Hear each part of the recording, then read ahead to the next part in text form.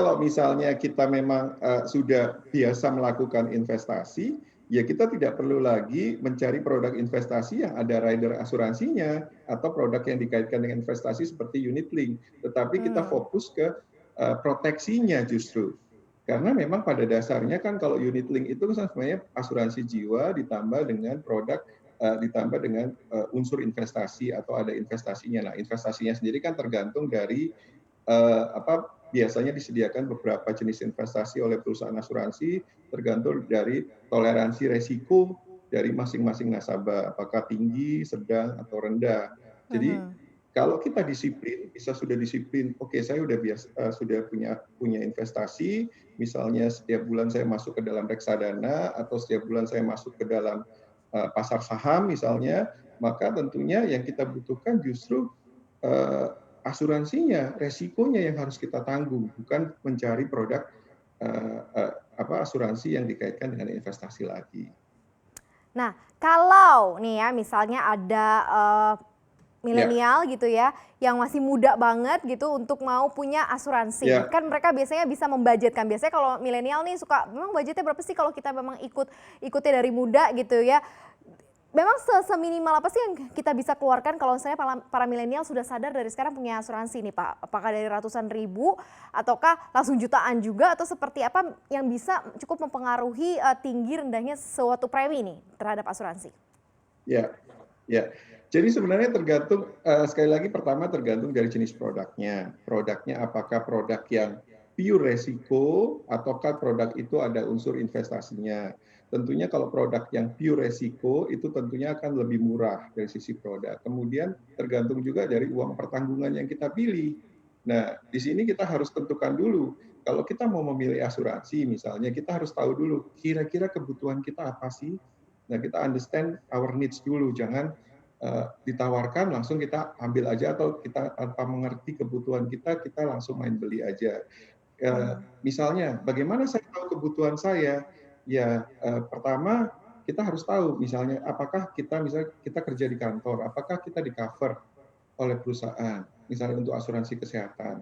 Kalau di cover oleh perusahaan, apakah kita cukup coverage-nya? Kemudian kalau kurang, maka berapa yang harus kita tambahkan?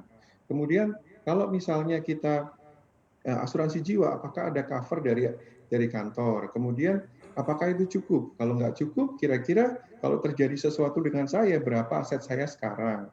Kemudian, oh aset saya ternyata masih kecil nih. Saya perlu memastikan bahwa anak-anak saya bisa sampai lulus kuliah. Maka kita hitung dari situ kebutuhan UP-nya. Begitu, Mbak. Oke, jadi per masing-masing tergantung kebutuhan dan tergantung seperti apa Anda ingin Tergantung merasa kebutuhan.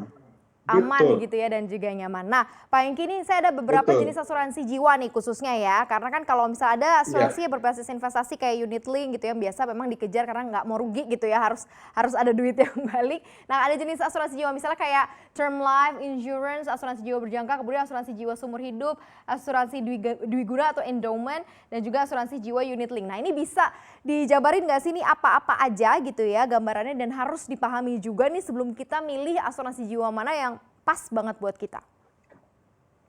iya, betul. Jadi asuransi term life itu adalah asuransi jiwa berjangka, biasanya itu renewable term, jadi 1 tahun sekali akan di-renew. Itu prinsipnya adalah mengcover hanya resikonya saja, apabila memang tidak terjadi resiko, maka preminya akan hangus. Kemudian kalau misalnya unit link adalah asuransi yang dikaitkan dengan investasi, jadi selain ada unsur asuransinya, unsur proteksinya juga ada unsur investasinya, di mana investasi tersebut resikonya ini yang kadang-kadang tidak dipahami oleh nasabah, resiko investasinya akan ditanggung sendiri oleh nasabah. Artinya pada saat memilih kita harus benar-benar yakin bahwa memang itu sesuai dengan profil resiko kita.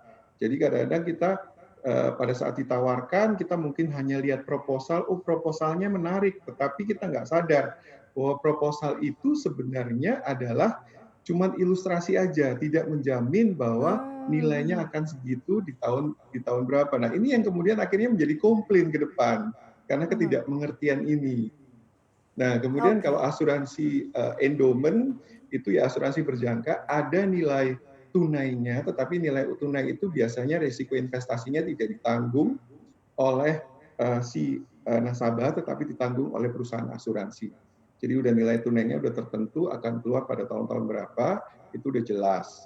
Kemudian kalau asuransi whole life itu mengcover sampai seumur hidup, biasanya sampai 99 tahun atau sampai 100 tahun.